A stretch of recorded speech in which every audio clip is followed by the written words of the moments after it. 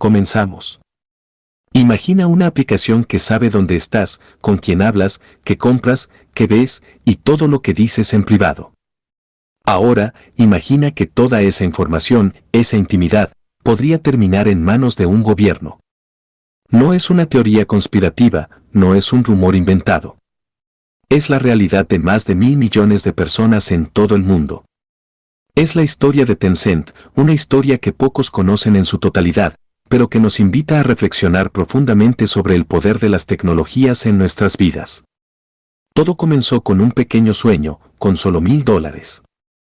Pero ese pequeño sueño fue creciendo, se convirtió en un imperio, en uno de los centros más poderosos de la tecnología mundial. Sin embargo, detrás del éxito, hay sombras, hay controversias, hay acusaciones serias que nos invitan a cuestionar qué precio estamos pagando por todo esto.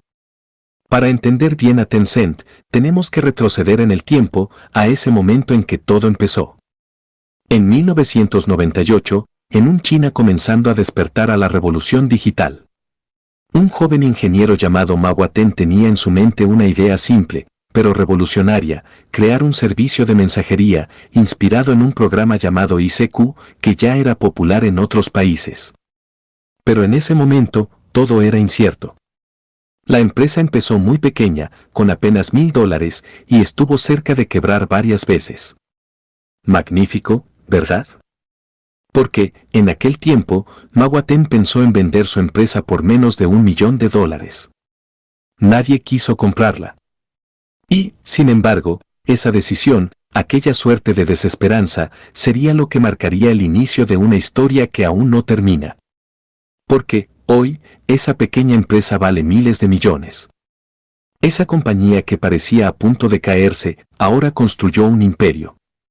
El primer gran éxito, ese que les abriría las puertas del mundo, fue una simple aplicación llamada QQ. Y ese QQ empezó a revolucionar. No cobraban por usarlo, sino que encontraron una forma innovadora de ganar dinero, vendiendo objetos virtuales, accesorios digitales, avatares, decoraciones que los usuarios podían comprar. Y se convirtió en algo mucho más que una simple aplicación de mensajería. Hoy, podría parecer normal pagar por cosas digitales, pero en aquel entonces, esa idea era totalmente innovadora.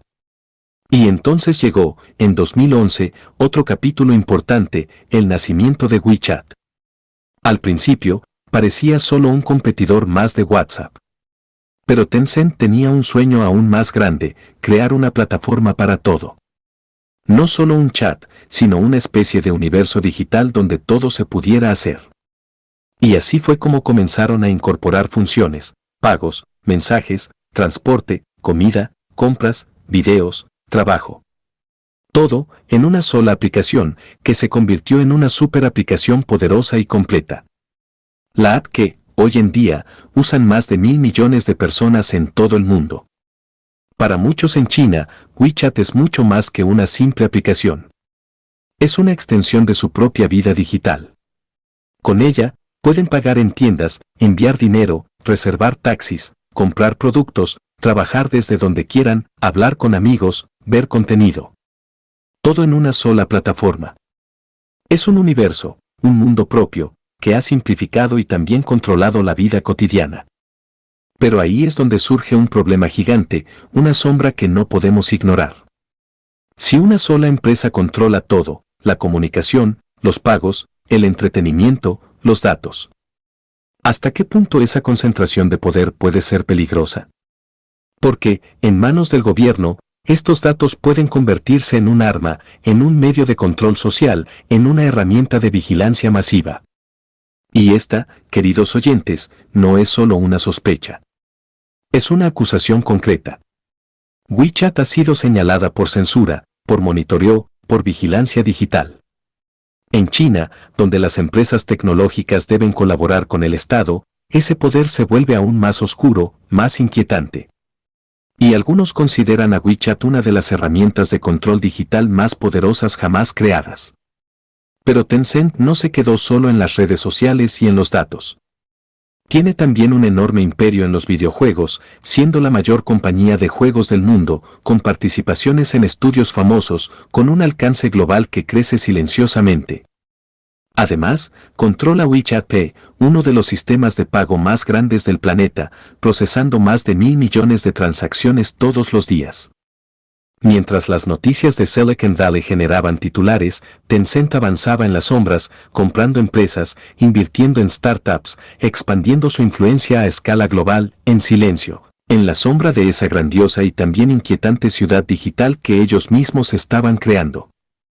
Y ahora, nos enfrentamos a una realidad que se vuelve aún más inquietante. Tencent, hoy en día, es una de las empresas más poderosas del planeta. Pero, ¿qué pasa cuando una sola compañía controla todo? La comunicación, los pagos, el entretenimiento, los datos. La cuestión no es solo de dinero o de éxito empresarial, es una cuestión de control, de poder, de libertad. Porque, al final, esa historia nos deja una pregunta que no podemos ignorar. ¿Cuánto poder es demasiado poder? ¿Cuánto control puede una sola empresa tener sobre nuestras vidas, nuestra privacidad, nuestras libertades?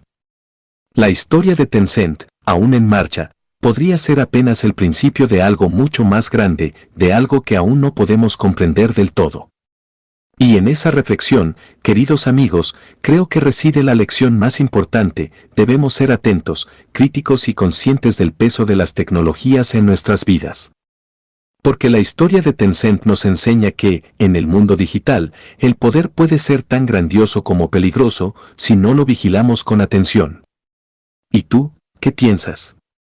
¿Hasta dónde estamos dispuestos a dejar que la tecnología invada nuestra privacidad, nuestra libertad?